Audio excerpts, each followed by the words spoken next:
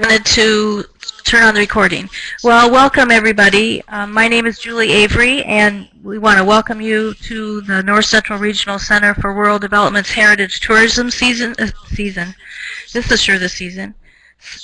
Series, and we are doing a series of 7 presentations that are kind of debuting our upcoming web-based resource of materials that is aimed to help rural communities and organizations assess and plan for and develop and implement and evaluate and sustain their own heritage tourism efforts.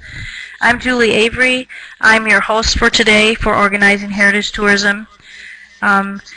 Our upcoming web resources will go public about the end of the month, and we're seeking some information from you and some help.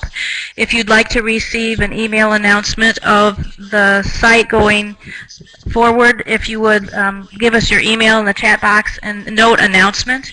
We're also looking for a few people who would be interested in looking over the site and giving us any feedback.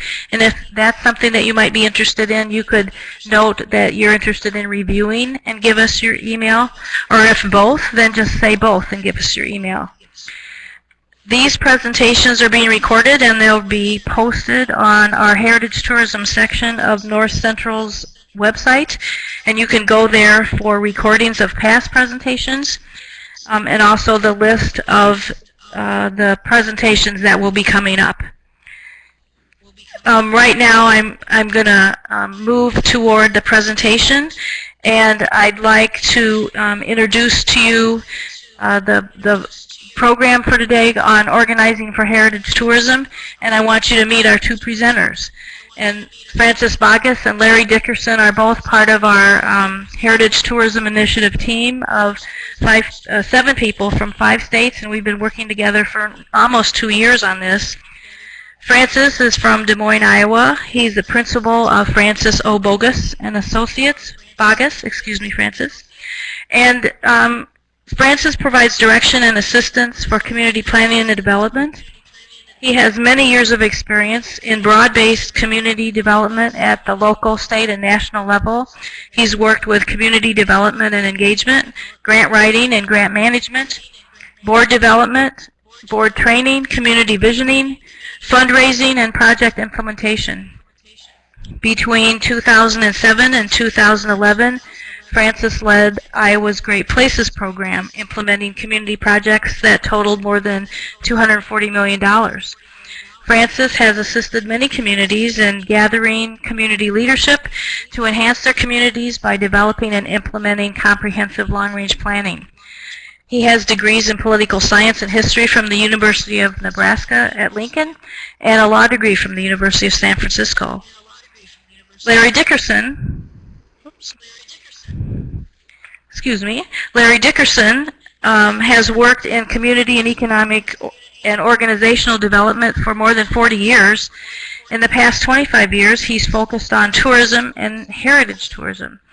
Larry's work, mainly in Alaska and Missouri, has included the roles of executive director, project manager, academic faculty, and community organizer. Larry has a bachelor's degree in political science and a master of science in community development. He is the author of Creating Healthy Communities, The Process of Community Discovery, and co-author and editor of a new publication, Creating a Healthy Community, that will be published by the University of Alaska Fairbanks Cooperative Extension Press very soon, in the fall of 2012. So right now, I'm going to turn this over to Larry. Thank you, Julie, and welcome everyone. And it's good to have some folks on today. And please use the chat box for questions. I'm going to run through the slides. I'm going to take the lead, and then Francis will have his comments at each slide as we move forward. And Francis will be checking the chat box, so we will try to respond to your questions as quickly as possible. This is sort of, as we said, the fourth in our series, and the first one was sort of the introduction to the series and what is heritage tourism from our research and our holistic approach to it. The second one was taking a look at, how do you take a look at heritage tourism to see if it's really a fit for your community or not. And the third one last week that Connie Dothage and Connie Mefford from Missouri talked about was really how do you, initiate it? How do you find out if there's interest or consensus or even some folks looking to move forward on working on heritage tourism in your community? This one today is how do you organize around tourism, and I'm going to share with you a process that I've sort of evolved and keeps evolving over the past 25 years or so. Where does the time go? I don't know. But this is a way that I've worked with communities on a variety of community economic organizational development endeavors, and really the focus I take is really how do you organize. It's really the process of building partnerships, and that's what I'm going to share with you a little bit today. There's working together, there's lots of consensus, cooperation, collaboration, team building, coalitions. But from my perspective, it's really how people partner together at the local level, at the community level to get things done. How do they get focused on their common interests? How do you achieve the goals? How do you create and manage that desired future? And for me, my view is how you work with one another as opposed to doing for one another or just working for someone else. It's really that partnering is how do you work with one another. And that, to me, this partnership formation is really an essential community skill that helps you get organized and figure out how do you move forward on something. Francis, things you want to add to this? Nothing at this time. I think you covered it pretty thoroughly, so we're ready to move on to the definition of partnerships. Go ahead, Larry. Okay, thank you. Okay, thank you, Francis. Well, to me, there's some basic characteristics of effective partnerships. First of all, you're coming together for either problem solving or to take advantage of an opportunity you have. You're looking at your common goals. You're agreeing to share resources. You're identifying and carrying out the tasks to help implement whatever it is you want to do, especially in heritage tourism. Partnerships can be formal or informal. They can be temporary or evolve into permanence. I think one of the keys of partnerships is people have to give up some of their autonomy, and I'll share a little exercise I use a little later on called consensus domain in this presentation. You have to have a common identity and do productive work. Networking is a key, and as I said earlier, taking advantage of those opportunities. There's a lot of other more formal definitions, but for me, these are some of the key characteristics of effective partnerships. Francis? Larry, I'd just like to, one of the things I'd like to comment, I think all the interest groups and the stakeholders in the community need to come into any type of collaborative effort with the community whole in mind and look at the community in a holistic way and understand that they have to sometimes reach compromises regarding to the ability to seek immediate results from their own interests. But you also build synergy when you include more people bring to the table. That's it, Larry. Okay, thank you, Francis. Well, moving on, over the years, this is sort of a simple process that I use with communities and groups to help them form the partnerships and figure out exactly what the partnerships want to do and get organized to do their work. And this actually, a simple story about this was about 25 or so years ago, I was asked to present and be part of a panel talking to the Missouri State Library Association, which included legislators and heads of major corporations in the state. And I was going to be a little bit on a panel to talk about partnership formation. Well, nobody else showed up, and the keynote speaker didn't show up. And they said, well, Larry, you got about 3 hours to talk about partnerships. And I said, uh-oh, what am I going to do? But actually, it was sort of one of those serendipitous things. I said, well, let me think through the process that I really use to work with communities and work with organizations to get partnered. And it's basically 4 simple questions. Why do we want to do this and work together? Who needs to be a part of this, as Francis just talked about? What do we want to do and what needs to be done to move forward? And then how do we go about doing that? So what I'm going to share with you is a little bit of that, how I work with communities on that process to really get organized through this partnership process.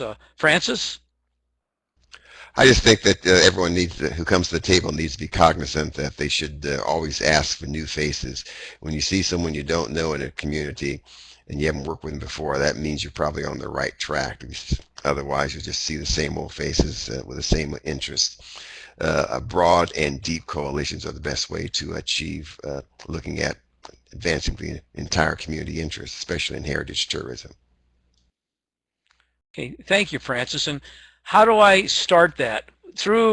If you've done your homework and what Connie talked about last, you have probably a core of folks that really want to move forward on heritage tourism. And what I do with those folks is the first thing I'll do is, they'll come together and have a meeting. That can be anywhere from 5 to 10 to 15 folks. And the first question I'll ask them is, why do you want to form this partnership? Why do you want to come together and do this? Why heritage tourism? And when I ask this question, it's sort of like, hopefully this is sort of given those organizing principles, the things are going to bring everybody together to impel them to work together. There's got to be an impelling reason or people won't come. It's got to have a very valid purpose. What's the purpose for doing this in your community? It's got to be a valid issue or an opportunity. It's also got to create a sense of community about why they're doing this. People have to feel they have some belonging and some sense of doing this together. And they've also got to identify that common identity that brings them together. So when I ask them about why do you want to do heritage tourism, invariably when I get through and we sort of stopped, I'll say, well, is this why going to impel people to come? And almost invariably they say, well, I don't know if it's going to impel people or not, so we'll go back and redo this. And it's really interesting when I say, okay, what's the why that's really going to impel people to be a part of a heritage tourism effort in your community, that it's very different from that first time when I just ask them, why do you want to do this? So, and what you do is they then use that why to go out, which we'll talk about the who's in a second, and try to get the partnership interest and commitment from those other folks that are critical to be a part of this. So this why has got to be strong enough and enough that you can use that to go out and recruit the others. Francis? Yes, at the very least, at least two reasons why partnerships should be formed in the community. One is economic benefit, and the second one is community pride, and there may be other reasons, but those two are usually the most significant to get people to want to change the status quo. Thanks a lot, Larry. Yeah, and when I do this, Francis is right. Those two come up, but it's also, hey, it's an economic opportunity, or we have something that we can really share with others, and it's real interesting to see those whys. But the second that I do is, after we've talked about the why with the group, is who needs to be involved. And I don't mean to sound like an old owl here, but there's sort of four basic who's. One is the stakeholders.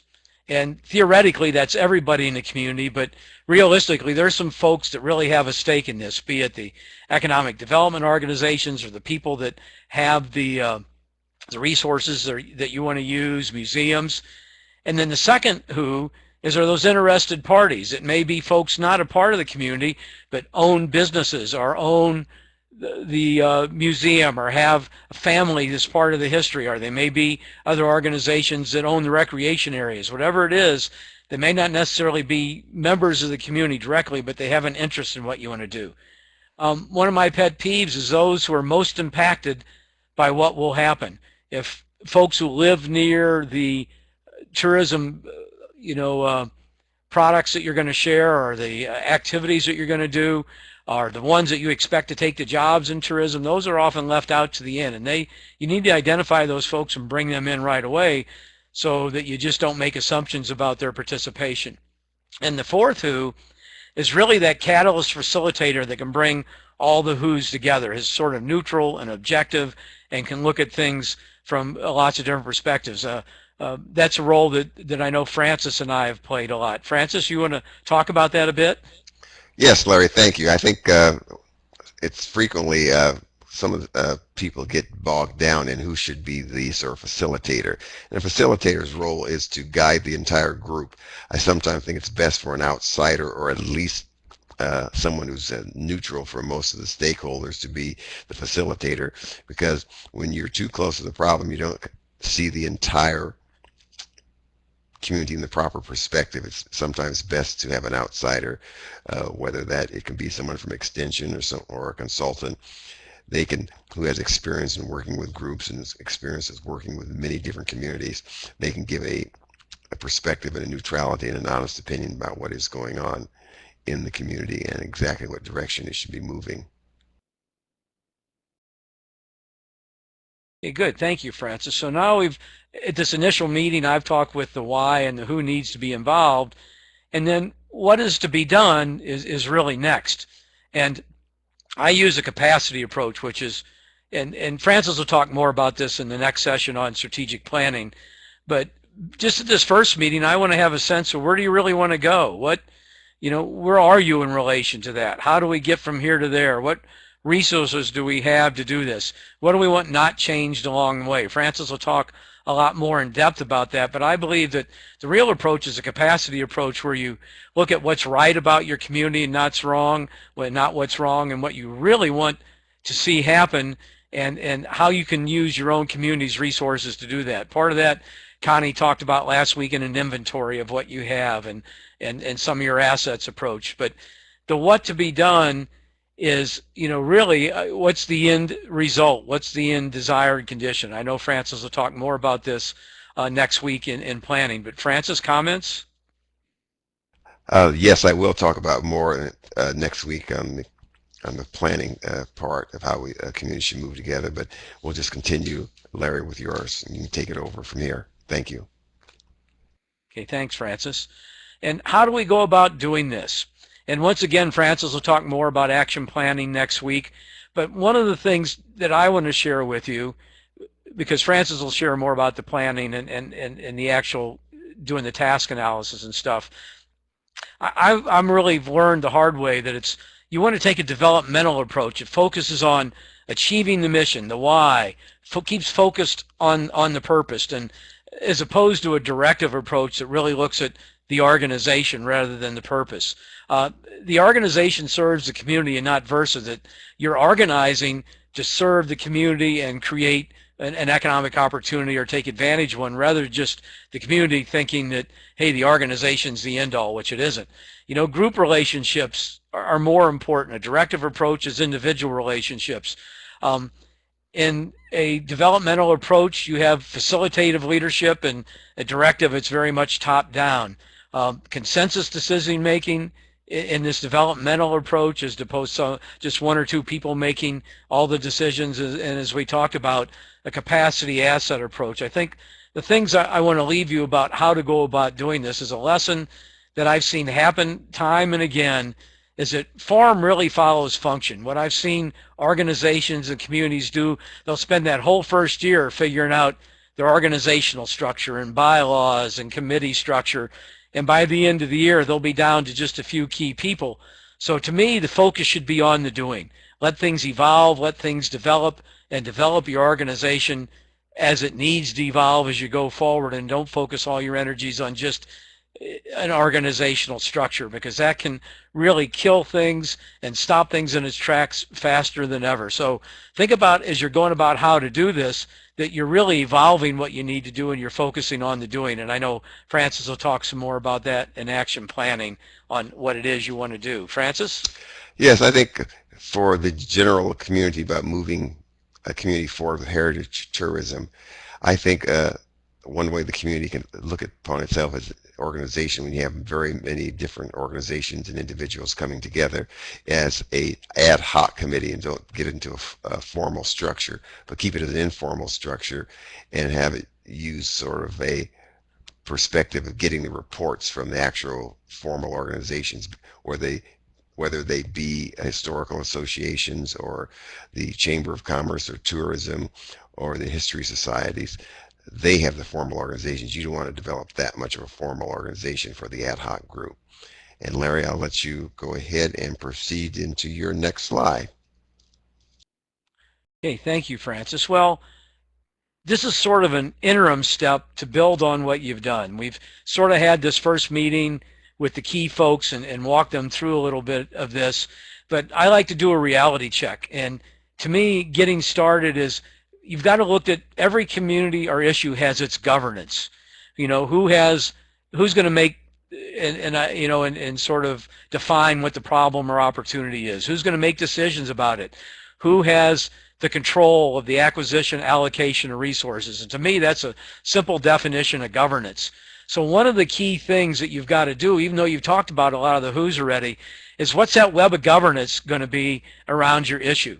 Who are the formal organizations and decision makers that are going to have to be a part of this if you're going to go forward in heritage tourism? Who are the informal people, organizations that, and the leaders that may not be part of the formal but have a lot of influence in the community? What's connections between the formal and informal? We've already talked about determining stakeholders, interested parties, and who will be effective, but look at it with a fresh set of eyes again in terms of governance. And then how does this all fit together? And the key for this is who must be at the table to make it work. A story I'll tell real quickly is when Fort Belvoir was moving the engineering school to Fort Leonard Wood, and I was working in that area in Missouri at the time, and this has been well over 20 years ago. And we went sort of through this process, but one of the organizations was there, but not all the time. And when we got 6 months down the road and we thought that we had a commitment of their organization's resources, which we'll talk about in a little bit, they pulled out. And they were one of the key governance areas of that. They had really the acquisition and allocation of a lot of resources to help this transition take place. So one of the things you've got to really go back and look at is that governance around your issue are the overall community governance, and how are you, even if you don't have all their participation, you got to make sure you have their sanctions, that they'll say it's okay to go ahead and we won't sort of sabotage your efforts in the future. So Francis, comments on that? Larry, none. I think you covered it pretty well, and we'll just continue to speaking about everyone getting together.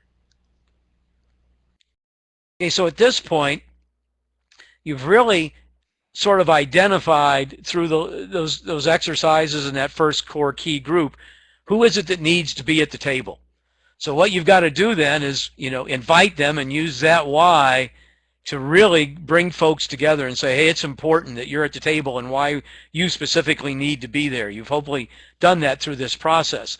And then you have this larger group together, and what I call is a design process to help you figure out, okay, what do we really want to do here? What do we mean by heritage tourism and what we want to do? You ask that group.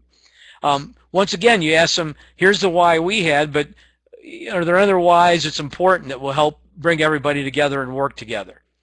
And then some basic, what are our expectations? If we do this, what do we expect will happen? What are some specific outcomes we want? Who else needs to be involved? Just again, that reality check.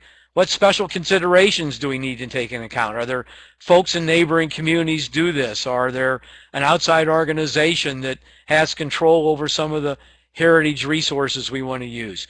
So this is really a way to take a look at what are the ingredients of the process of the agenda to move forward. That will give that to you. And this is really sort of, in many ways, it's an art form in figuring out how to do this and get those key ingredients to move forward. You use those ingredients to create your recipe, your agenda, your process. What do you do to move forward? How do you do action planning, task identification, what next, and some review and agreement. And Francis will talk more about taking those initial steps and creating an overall formal plan next week. But this is just a step to really bring everybody together so they have input in design of the process to moving forward. It becomes their process and they have ownership of it. Francis, you want to add?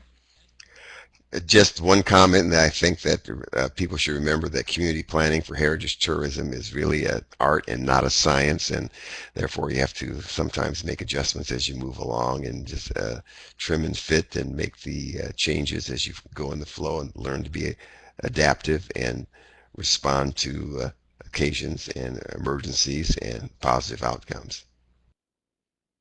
Okay, thank you, Francis. Well, one of the things that's going to be critical in any organizing effort and getting organized is having resources to do what you want to do. And what I try to do is use this basic resource process, and not just dollars, but you look at your assets, you look at your capacities, you look at the skills, you look what you have in your community to start doing this. So the first question, what resources, assets, capacities do we need to move forward? It may be meeting facilities. It may be getting the word out. You know, this in this initial stage. There'll be more. Francis will do more resource identification as he talks about planning next week. What resources, assets, capacities do we have to do this that we already have? Is there a resource gap? If so, how do we fill it? And that's really taking a look at your community as an asset and as a resource and the skills you have. A real simple story is I worked with a community in Alaska that for 10 years have been looking for a grant to build a playground. And so I said, well, what do you need to build the playground? And they said land and you know, develop the land and, you know, and get a design and get the materials and volunteers to build it. Well, I said, okay, what do you already have? Well, they already had, the Native Corporation had the land, the city had the equipment to design the land. We went on site of a rural recreation website, and the kids got on there and designed it. We looked around the community and said, well, you know, we have everything we need except they want bolts rather than nails, because in this community it could be 90 above or 90 below or the gaps, and they didn't want things to set. So, you know, and so we called Spinard Builder Supply in Anchorage, and they said, well, what do you need these just specific bolts for? We told them we're building a playground. Not only did they donate the bolts, they air freighted them out on the next plane. For 10 years, this community had been looking at trying to build a playground. This whole process from using this approach, 30 days later, they had their playground built. And it became a center of the community in the summer, and it was where everybody hung out, and they said, hey, we did this. This was ours. So to me, you really got to look at your community as a resource and get away from just looking at dollars. Francis, anything you want to add to that? Larry, well, one thing I would like to add is that you said your examples, volunteers are key, and that's very important in rural communities.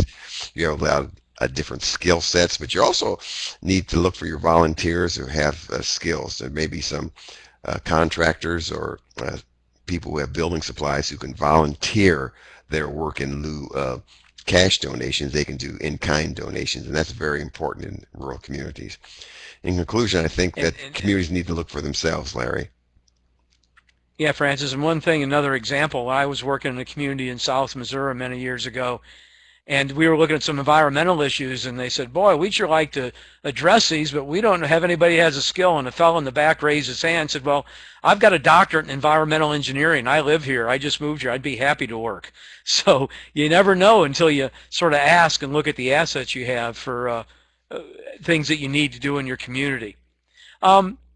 This is just, I mentioned earlier, a pretty interesting exercise I've used for years to help the different partners in your group take a look at what do they have in common in terms of resources that they're willing to share, and what do they consider their only turf. And I looked for a diagram to do this, but really didn't find one. But basically what you do is, before you get to this session, everybody comes prepared to talk about what it is that they has their particular niche, what they do different from anybody else in the community, what they consider they can share with the dreams and goals, objectives that they'll work out in the planning that will take place, as Francis will talk about, and what resources they're willing to contribute. And what I do is, on a flip chart of paper, I'll draw concentric circles around the middle, but they sort of touch, but they'll leave the middle open. And what we'll do is have each organization say, this is what I consider my domain, what I only work in. And in the middle, we'll put the things that we're all willing to share to work on.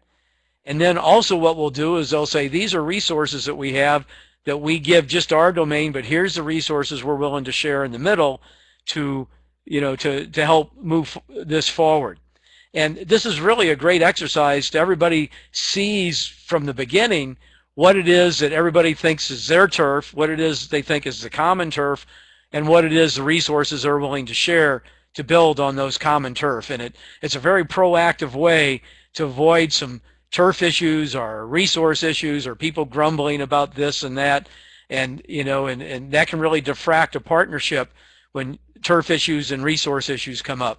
So in the very beginning, you're taking a good look, a visual look at how everybody sees how they fit in the community and what is their domain, their area of work, and what is sort of heritage tourism consensus domain, the commonalities they have, and it's a real nice way to proactively avoid some turf issues. And when you're trying to organize, I'll tell you, turf issues and people not thinking that others are sharing their fair share of the resources can really be a divisive issue in anything you do and tear you apart at any part in this partnership process. Francis, you want to add to that?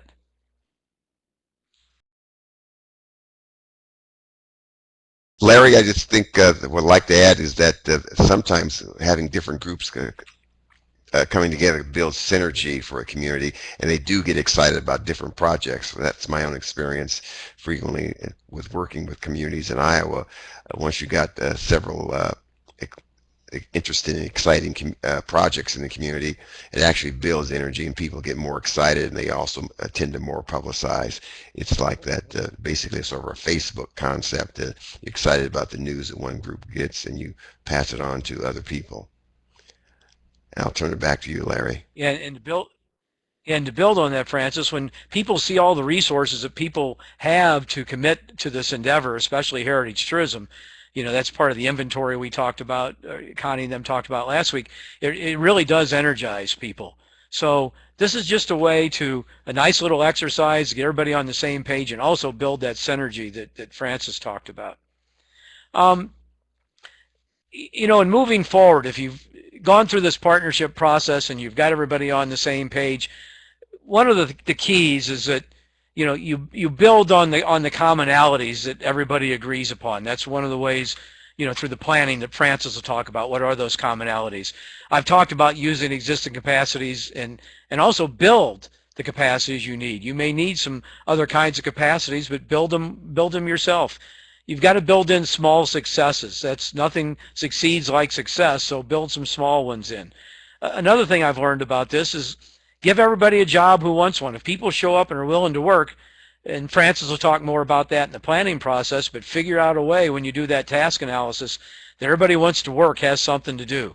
I've already talked about focusing on the task, not the organization, and you've really got to allow leadership to grow. That's part of not setting up a formal organization from the beginning, allows people to take leadership roles that otherwise may not be available to them. Francis, you want to add to that? Larry, yes, I'd like to add that frequently when you get a whole community together, I found out in numerous experiences that you'll get 2 to 3 people who sort of come to the lead in most communities. And I think that's the best way to develop leadership. You don't want simply a single person doing it, because what happens is that something could happen to that person's professional or personal life that will derail them from the mission of working for the entire community, moving it forward in a progressive way. And what happens in the community stalls when one person carries the lead. But if you share it among 2 to 3 or 4 people, you'll see those natural leaders coming up, so that not every one person is doing this, all of the load for everyone in the community. And that is, in conclusion, that's what I had to say about moving forward, Larry. Okay, good. And Francis, to build on that, I think this approach helps create some diffuse leadership. It allows, there's so many people in communities I've seen are just waiting for the opportunity to do something and build on their leadership skills. And if you focus on the tasks and give people tasks and they accomplish them, and I've discovered that, and Francis, I know you talk more about that next week, but sometimes you'll put 1, 6, 12-month goals, and I'll find people at the first month having the opportunity have done not only the first month, but the 6-month goals and are ready to move forward and say, give me some more leadership. So I think that's a real key, giving leadership the opportunity to grow and having some diffuse leadership through a partnering process. Some underlying principles that I just want to share with you on this is that in this partnership process, and it's really based on human nature. You're trying to change the setting, not change people, and you're trying to get people engaged to help change that setting, which is really build some heritage tourism for economic development and other reasons in your community. This is very empowering process because everybody owns it from the beginning. They're involved and engaged from the beginning. And Francis has talked a lot about energizing, and it does. You're building on the commonalities, so it minimizes the differences. And as we both said, you're focused on doing. The process has got to lead to a product. So work on building those products and those outcomes. The other one is people do, not just meet. There's always going to be meetings, but you've got people doing stuff if you've got task analysis done correctly. You're always keeping focused on the purpose. Our end goal here is to build, some economic opportunities under heritage tourism. As I said, people are partnered and not organized. It's not some 2 or 3 people just directing everybody. It's everybody working with one another. Another key point here is that action leads to data and not vice versa. Part of the organizing process and the directive approach is let's study this and study something to death. And I'm a believer, and I've learned over the years, that you start doing action and you figure out, hey, I need to know things more about doing action to move the next step forward. So focus on those things you really need to move forward and not studying lots of data to death. And then I wish I had my Arlo Guthrie inch by inch and row by row. That's how you make your garden grow. Build those small successes. And this builds on people and their capacities, which are the real strength of any community. And sometimes you need to do written surveys, but using this partnering and using these oral meetings and asking the right questions are much more a quicker way to do this. Francis, you want to add to that? Yeah, I think you pretty covered it pretty well, and I just think the underlying principles communities need to talk about, and I'll go and expand on this next week. It's about celebrating their small successes. I think every community needs to have sort of an immediate success. When I say immediate success, a short-term project that can produce immediate results that shows the entire community that you are moving forward. Nothing can undermine a community project like having it delayed and no significant achievements shown to the community. And then I'll let you talk about further comments about, in conclusion, about organizing for heritage tourism. Okay, thank you, Francis. Well, in organizing, I've just shared one way. There's lots of ways, but I think, you got to think of it as a process, and a partnership process. And there's some key things to making this work. One, the timing is right. If, that's what we tried to help you see in the last 2 sessions, if it's a fit and initiating it. So hopefully the timing's right. There's got to be that initial community support to move forward and do this. And hopefully we've helped you through the web of governance, some other who's to see who that support needs to be. It's got to be a very inclusive approach, and hopefully today some of the tools that I use can help you see how do we get everybody involved that needs to be involved. Another one, you got to have some credibility and openness of the process. I've seen too many communities just get a few key folks, a few key organizations trying to ram something through the community. Not everybody buys in. And so you've got to have some credibility and openness to this partnering process. Partners have got to be committed. As I've said earlier, you've got to have the support and sanction of the governance, whatever that governance is around your issue. There's got to be trust and reliability. You've got to trust one another to do things and realize that people are going to be reliable for what they're going to do. And as we've talked about quite a bit, not only good leadership, but good followership. In some instances, you may have to be a leader, and others you may have to be a follower. And so these are just tried to share with you some of the tools and the process and approach that I've used for organizing groups around and creating partnerships to get things done in a community. Francis, anything you want to add to that?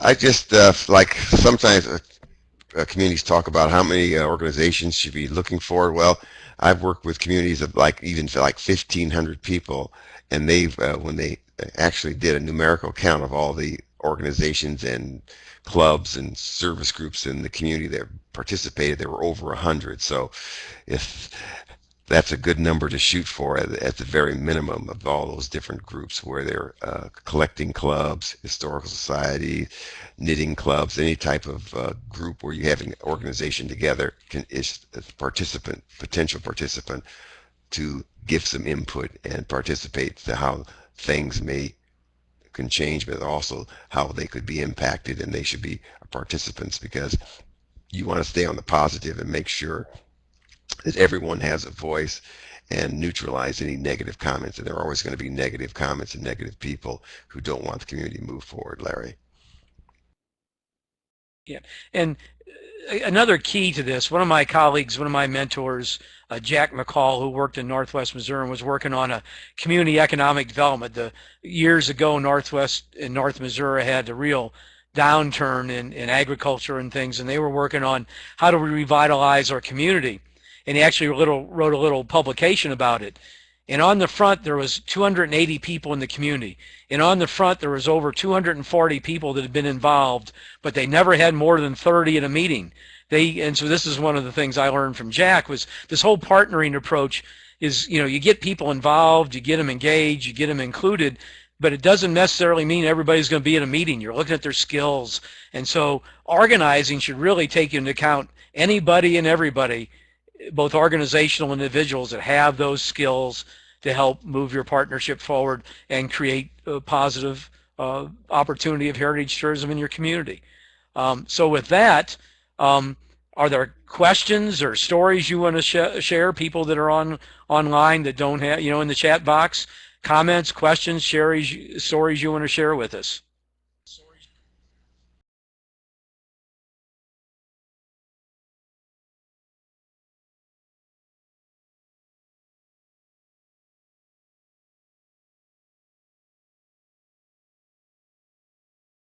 And we see Deb is typing, so I'm anxious, waiting to hear what you have to say, Deb.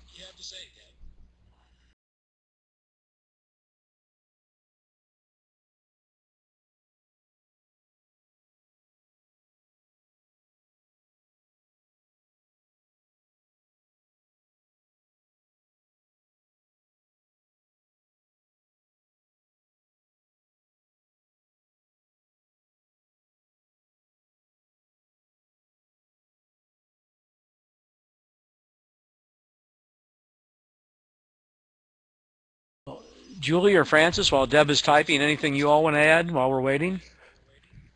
Don't have anything further to add from comments other than just looking forward to participating questions regarding what do you need to get started, or how they can always contact us via email and get response individually. Oh, here Deb has a question.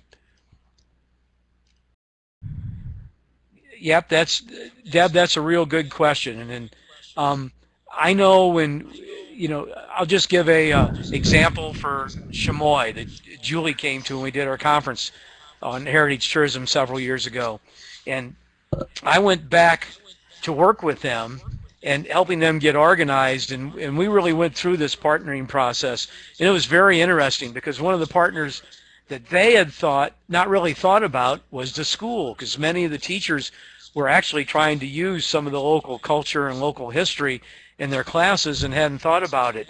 And one of the things they did, they have a Chamois Days, and we did a reading theater, and I have a message from my colleague Kathy Dohag, who works in there, that talked about they have now done learning quilts that the students have done that actually create their histories, and they're using those learning quilts in how they go forward. And so part of this partnering process it really is generic. I'm trying to give generic skills. What we'd hoped, Deb, also is that folks like yourself would share your stories about how this has been done. So, to me, in working and organizing for heritage tourism, as Francis, as I said, the why is very critical. And why do we want to do this? And do we have the resources to do it? And is there an inventory, which we gave in the last one, to do this? So, Francis or Julie, anything you want to add to that? This is Julie. I'd like to throw out a couple things. When we started our project, we had a lot of conversation around vocabulary. And so much of tourism is either cultural or it's natural resources. And we came up to this kind of terminology, and I see more people are starting to use it, about heritage tourism. And in our minds, heritage tourism grounds the activity within your community or region. You self-select what the things are that are very important. We know that especially cultural travelers, when they go places, they do numerous things. And if we identify and bring together natural resources and cultural resources, in the planning, if we create trails, if we work beyond our small borders of our communities, then we're identifying multiple resources that visitors, well, citizens for sure, but visitors can see and enjoy and want to come back to. And the other big element about heritage tourism is that heritage is something that is that we identify as important, that has come from the past, but we have identified it as important and we want it to continue into the future. So heritage tourism implies a decision at the community or the regional level that we need to care for and steward and preserve these elements in our communities that are important culturally or natural resource-wise, and steward them for the future so that they will continue. So that's a part of the whole. It is very much a community-based process, and I think you're right, Deb, that these processes and the planning can be applied to many, many things, and we want to apply it to heritage tourism, and in our project we want especially to look at rural communities where we don't have major metropolitan centers that are the focal point for people to attend. There's my little pitch. Larry? I want to add something, because one of the things, and Tony Nakazawa's on, so Tony will keep me honest here, but every community is different and unique. And so I try to share the generic processes and information that I use, because you never know how this is going to evolve. I use that design process I talked about. It's always different in every community. And when I went to Alaska in May, Tony was kind enough to bring me up, and I was privileged to work on some heritage tourism development they were doing, and I shared sort of the asset inventory and looking at what you have, and the comments from the audience was, well, this is exactly what we need. This is how we can move forward. And in our further discussions, they were talking about the culture host program they have, a lady named Jeannie Green who does a TV show, Heartbeat Alaska, she's been doing. And so what evolved then was, how are we going to apply and use some of the skills and assets of Alaska particularly to help move that forward. And so I know these are, Karen, Deb, I agree with you, these are kind of generic, but boy, once you start engaging a community, it rapidly becomes very much a fit for your community, and so that's what we're hoping, is to share some of these processes, people use them or use others you've used, and then tell us how it's worked or not worked. Larry and Julie, let me just add in conclusion, I think that the best way is just generic example is what needs to be done for a template for many communities, but you only can actually get specific when you actually do it in the community. As one person I've worked with over the years like to say, you really can't expect to see any achievements until you actually get a community has skin in the game. They actually start the process. Once you start the process, it works. It's worked in other communities, both in Missouri and Iowa and in Michigan, across the entire Midwest. But you actually have to, this is the generic process, you actually have to start doing it to see how it works. You'll start getting the feedback from those who are participants. And that's my final comments for the day. We had a lot of conversations. I'm sorry, Francis. We had a lot of conversation about our approach when we started doing this, and we really wanted to take a process approach rather than a, educational, this is a template, this is how you do it. We're just trying to share some of the things that we have that have worked generically, but it's always different in every community I work. And we had a lot of conversations about, we really want this to be process oriented, not just a template, here it is, here's a model, just use it that way. So we're trying to share some of our generic ways of doing this, and so I don't know if that makes sense or not, but Julie, you want to add to that, or Francis, because I know that was a lot of the conversation we had about how to approach this. Well, yes, I'd like to jump in and say that for me, the power of this community ride, inclusive engagement in planning, is that we start to know one another in our communities, no matter what size the communities are. And when we start to know one another, we realize that this person has a Czechoslovakian background, and that brings with it culinary practices and The gentleman down the road is a fly fisherman, and he ties his own flies. And I work a little bit in traditional arts. And these things, as many other practices and communities, grow from the community themselves. It grows from the natural resources that are there. That triggers what kind of occupations happen in a community and what the houses are built out of and how the shape of the community fits into the landscape. And all these things, they are our heritage, and they impact us now and in the future. And they also impact the arts and the culture and the stories and the development of how these resources are used and how they have shaped us. And so by engaging the community in these processes, sure, it takes longer, but we build an awareness and a respect in the community for what we have, for these rich resources, and then we can be ready to share them with visitors. Yeah, and Karen, I agree. I think your example is wonderful, and it'd be great if you could just write a simple little case study saying, this is how we did it, this is how we developed it, this is how we got it done. That's what we're really hoping for. And Deb, I'm more than happy if you want to call sometime or email me, and I can help you see how do we make this work in our community. I think that's our intent, is to get a lot of examples and ways of doing it so you can pick and choose and say, hey, this is how it's going to work best in my community. We don't claim to have any answers. We're all learners here, I think. Julie or Francis? I don't have anything further to add. Well, Deb is typing.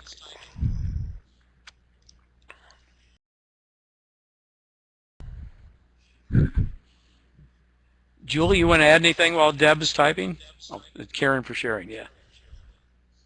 I don't have anything more to add, but Deb, leave us your email if you would, and I'll give you a preview of the site, and you can look at that, and that has contacts information for all of us on the team.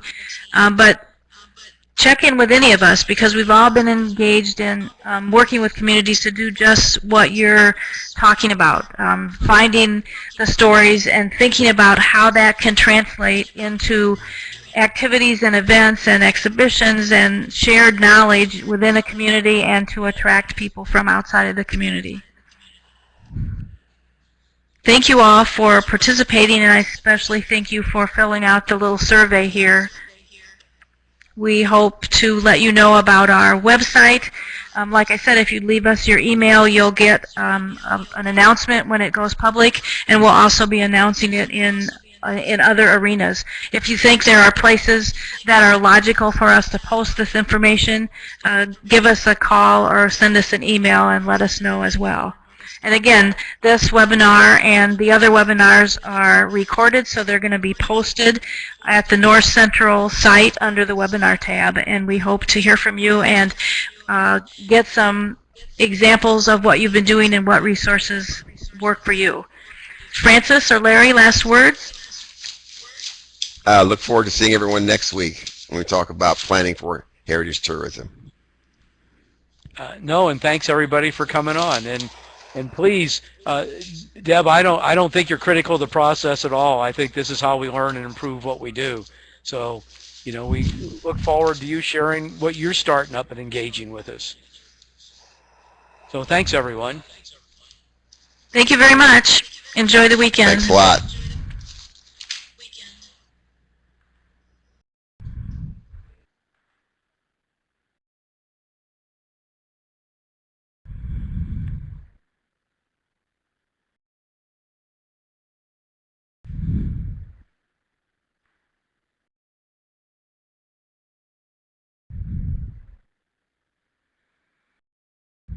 Tony, it's good to see you on with us. Thanks for joining us. That applies to everybody. Tony's from Alaska. Yes, thanks, Tony. Okay, I guess anything else, Julie, we need to do? Nope, I'm good. Thank you, everybody. I guess we practice next Wednesday? Yes, next Wednesday, 10 Eastern, 9 Central. Is that okay? Yeah, that's fine. Okay, good. We're on for that. I have the PowerPoint done, unless you or Francis want to add anything to it, and I'm glad to do that. Nope, looks There you fine to go. me, Julie. Looks fine to me, and you'll get all the results and stuff out. I mean, Yeah, I'll probably do that right now. Okay. Thank you, everybody. Oh, I've Thanks, got to turn off everybody, the and recording. hopefully see you next week.